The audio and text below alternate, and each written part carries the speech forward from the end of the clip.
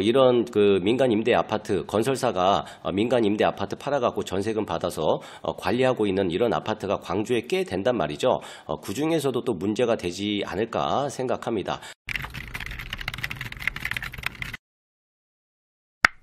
네, 안녕하십니까. 광주부동산 채널 박소장입니다. 네, 반갑습니다. 네, 광주에서 연일 뉴스가 많이 쏟아지고 있는 내용인데요. 한국건설 위기설입니다. 많이들 아마 뉴스를 통해서 접하셨을 것 같아요. 이 문제가 작년 초부터 좀 많이 불거졌던 것 같아요. 제가 아시는 분들도 전화 오시고 하셔가지고 한국건설이 좀 위험한 거 아니냐 뭐 이런 문제들이 작년 초부터 좀 있었습니다. 그래서 그때부터 좀 조사는 하고 있었는데 제가 뭐 언론사가 아니다 보니까 혼자 공공연하게 이런 문제들을 이슈화 시킬 수는 없었는데 이제 공론화가 됐으니까 이제 좀 말씀드리려고 합니다. 한국건설 위기, 그런데 문제는 더 있다. 이제 어떤 문제가 있는지 오늘 자료를 통해서 좀 살펴볼 거고요. 일단은 밑에 써놨죠. 광주 민간 임대 아파트, 광주의 민간 임대 아파트가 꽤 있어요. 과연 다른 건설사들도 괜찮나? 이런 내용에 대해서도 좀 살펴보려고 합니다. 자료를 제가 수집해 놓은 거는 굉장히 양이 많거든요. 그래서 한 번에 못 갈 것 같아요. 그래서 오늘은 일단 한국건설 건설 현장이 어디가 중점적으로 어떤 문제가 있는지에 대해서 오늘 영상을 통해서 좀 살펴보도록 하겠습니다. 자료 살펴보시면은 뭐 이런 뉴스들이 계속 연일 쏟아져 나오죠. 최근에는 한국건설 사업장 분양 보증사고 부도 위기로 치닫게 될 전망이다. 뭐 이렇게 돼 있고요. KBC에서 나왔고, 그리고 공정률 변경 후 보고 알 수 없었다. 공정률을 속인 거 아니냐. 이런 이야기들도 계속 나오고요. 여기도 뭐 공정률에 대해서 나오고, 그리고 한국건설 지급 불능 큰 파장 우려, 이렇게 지급 불능 상태에 빠진 것으로 드러났다. 단기 연체액만 72억이다. 지금 드러난 것만이에요. 그리고 중도금 무이자라고 해놓고 한국건설 유동성 위기.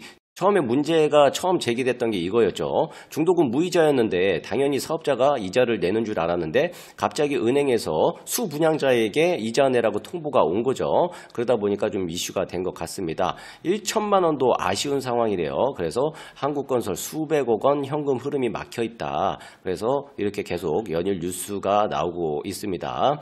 그래서 단기 연체만 30건이라고 지금 보고가 되고 있는데 실제로는 더 많겠죠. 그리고 한국건설이 최악의 상황으로 빠질 경우 수분양자들은 보장받지 못하는 상황으로 내몰릴 수 있는 위험에 처해 있다. 일단은 첫 번째로 보실 게 이 문제거든요. 사실 허그에 보증이 돼 있으면 그래도 어느 정도는 환급을 받을 수 있는 최소한의 장치가 있는데요. 이거 같은 경우에는 허그에 보증이 안 돼 있는 사업장들이 꽤 많아요. 그래서 문제 보면은 분양 보증에 가입이 안 된 30세대 미만의 사업장이 8곳이다 라고 나와 있는데요. 8곳이 좀 더 될 것 같은데요.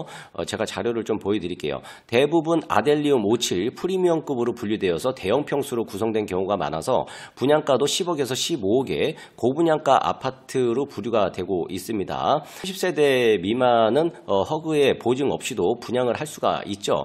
이런 점들을 이용해가지고 30세대 미만으로 분양한 단지가 꽤 많습니다. 일단은 봉선동을 보시면요. 봉선동에 한국 아델리움 57이라 그래서 한국 아델리움 하이엔드 버전이다 해가지고 이렇게 광고를 많이 했었죠. 그래가지고 봉선동에 한국 아델리움 57을 굉장히 많이 분양을 했습니다. 1차는 더힐이고, 그리고 더힐 2차도 있고요. 디오브, 리미티드, 더 펜트, 봉선 노블리티 굉장히 많습니다. 그래서 이렇게 쭉 보시면요. 분양은 다 완료가 됐습니다. 그렇지만 허그에 보증이 없다라는 거죠. 그래서 이렇게 좀 자료를 보시면요. 여기 위에 쪽은 이 봉선동 쪽 그 한국 아델리움 57이고요. 봉선동이고, 이 밑에는 다른 지역의 이게 한국 아델리움 57이거든요. 그런데 이 위에 쪽은 입주가 끝났죠. 입주가 공사가 다행히 마무리가 됐습니다. 그런데 이 밑에 쪽 빨간색으로 표시된 곳 있죠. 여기 같은 경우에는 아직 입주를 안 하고 있는 단지예요. 세대수 보니까 27세대, 27, 29, 29, 23 이러죠. 그리고 타 지역 보니까는 여기는 29, 그리고 19, 19, 그리고 29 뭐 이래요. 그리고 여기에 상무 더 로제 아델리움 57 센트리에 있잖아요. 여기에 나와 있는 거. 요거 같은 경우에는 작년 총과 말에 이제 분양을 했었거든요. 그런데 이거 같은 경우에는 그 한국건설만 한 게 아니고 대유산업하고 공동으로 시공을 했어요. 그래서 처음에 지분을 50대 50으로 나눠서 가져갔었는데 그때 당시에 이제 한국건설의 자금 사정이 안 좋다라는 이야기가 있으면서 대유산업이 한국건설 지분의 49%를 인수를 한 상태입니다. 그렇기 때문에 처음에는 50대 50 이렇게 가져갔는데 지금은 49를 가져갔으니까 90대 1 뭐 이렇게 해서 지금 공사를 진행 중인 것 같습니다. 이쯤 되면은 거의 여기 같은 경우에는 한국건설이 아니고 대유산업 단독 시공이라고 좀 봐야 될 것 같아요. 이름만 한국아델리움이다 이렇게 좀 이해하시면 될 것 같습니다. 그리고 한국아델리움 57 그리니티 이것도 29세대네요. 오피스텔이 10세대가 포함이 됐습니다. 이것도 29세대 이렇게 돼 있는데 요 위에 것 같은 경우에는 그래도 입주가 끝났으니까 다행인데 요 밑에 쪽은 여기도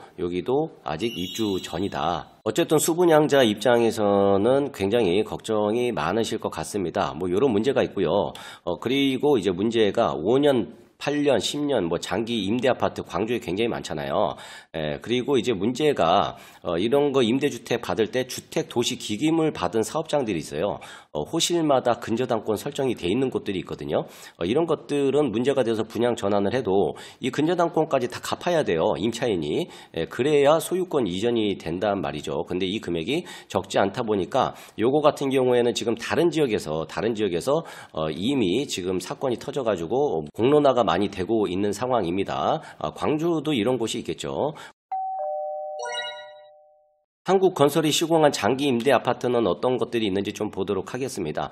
여기 보면은 여기 위에 쪽은 입주가 다 끝났죠. 입주가 그리고 이 밑에는 지금 공사 중인데 지금 현재 공사 중지인가요? 그리고 지금 현재 완전히 공사가 중지가 됐는지 중지된 곳도 있고 그리고 지금 공정률이 안 맞아가지고 허브에서 분양 사고로 지금 결정하고 있는 절차를 진행 중인 게 있는 것 같은데요. 여기 같은 경우에는 여기 그 8년 전세 그리고 밑에는 10년 전세 이렇게 돼 있죠. 10년 동안 장기로 전세를 내준 겁니다. 이 사람들 여기 입주한 사람들은 그런데 지금 쉽게 설명을 드리면은 주인이 있는데 전세를 들어갔는데 주인이 부도가 난 겁니다. 주인이. 그러니까 여기 사시는 분들도 지금 좀 문제가 있겠죠. 거꾸로 위에는 이미 입주한 사람들은 분양한 사람들은 문제가 없는데 여기는 임대다 보니까 임대료를 제일 많이 낸 데가 어디겠습니까? 입주가 다 끝난 데겠죠. 여기는 전세 보증금을 다 줬겠죠. 그렇지만 여기는 지금 아직 다 지급된 상황은 아니겠죠. 그리고 여기 지금 밑에 이 세 개, 오피스텔이에요. 심지어 이게 다 오피스텔. 여기 아파트로 들어가는 거는 더 스위트, 그리고 더숲 1, 2단지, 요거밖에 없고요. 나머지는 전부 다 오피스텔입니다. 오피스텔을 이렇게 임대를 줬다. 이 세 개의 공정률을 좀 살펴보시면은 이렇습니다. 여기 신안동, 궁동, 수기동 이런데요.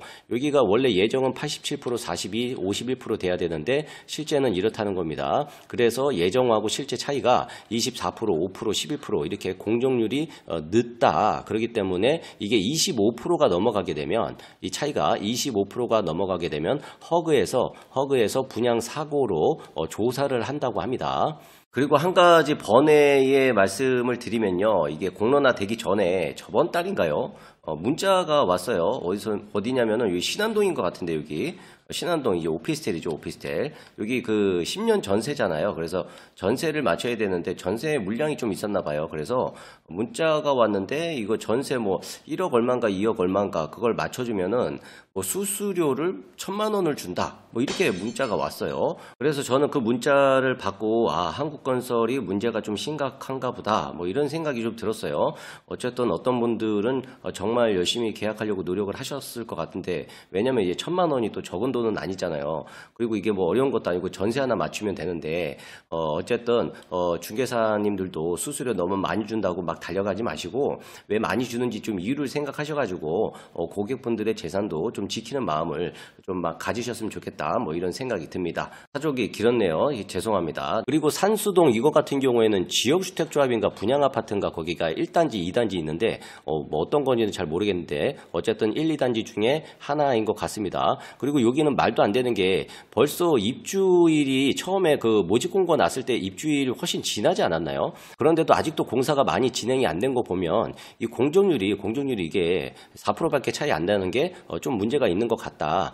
뭐 건설사에서는 그 지금 뭐 용도가 바뀌었고 뭐 건설 규모가 바뀌었고 뭐 그런 이야기 때문에 다시 이거 공정률을 잡아서 한 거다. 그래서 문제 없는 거다라고 하는데 뭐 일각에서는 공정률을 속인 거 아니냐. 뭐 이런 이야기들이 지금 또 계속해서 나오고 있습니다. 여기 보시면은 계획 공정률이 다시 조사해 보니까 25.7% 이렇게 차이가 나가지고 요 사업장 같은 경우에는 이제 분양사고 발생 시에 허그에서 분양 대금을 반환하고 그리고 이 규모가 300억 정도 규모라고 합니다. 꽤 크죠. 그리고 요거를 이제 반환을 하면은 이 300억 정도의 규모는 다시 한국건설에게 다시 구상권을 청구를 하겠죠.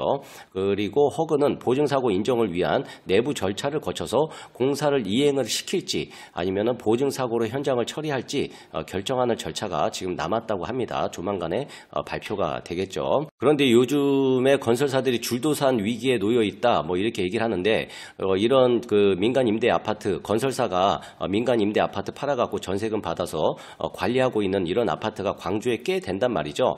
그 중에서도 또 문제가 되지 않을까 생각합니다. 광주의 다른 민간 아파트 건설사는 괜찮을까? 다른 지역들은 이미 지금 터지고 있습니다. 뭐 충주나 대구나 뭐 인천 쪽이나 뭐 이런 데서 좀 터지고 있는 것 같아요. 여기에 이런 프랜카드들이 막 많이 붙어 있어요.